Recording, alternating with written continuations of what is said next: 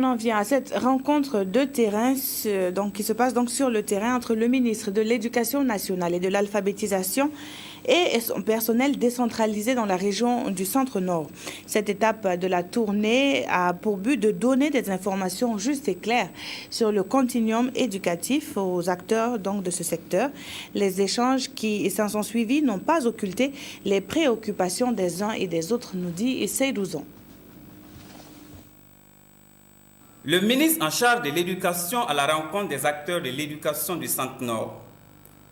Samadou Koulibaly est venu partager avec ces acteurs les informations sur le continuum éducatif et recueillir leurs préoccupations. Préoccupations auxquelles le ministre et ses collaborateurs ont apporté des éléments de réponse. Il y a beaucoup de doléances. Ces doléances se résument en termes d'infrastructures, en termes d'équipement, en termes d'enseignants, en termes également de traitement pour de meilleures conditions de lieu de travail. Donc, c'est dire qu'il y a déjà un certain nombre d'actions qui sont engagées au niveau du ministère, de concert avec l'ensemble du gouvernement et plus particulièrement au ministère de l'économie et des finances.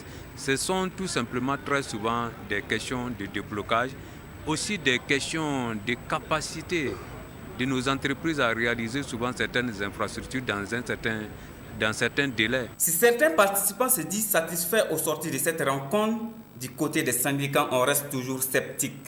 Nous sommes encore sur notre faim parce que toutes les réponses sont toujours en réflexion au ministère.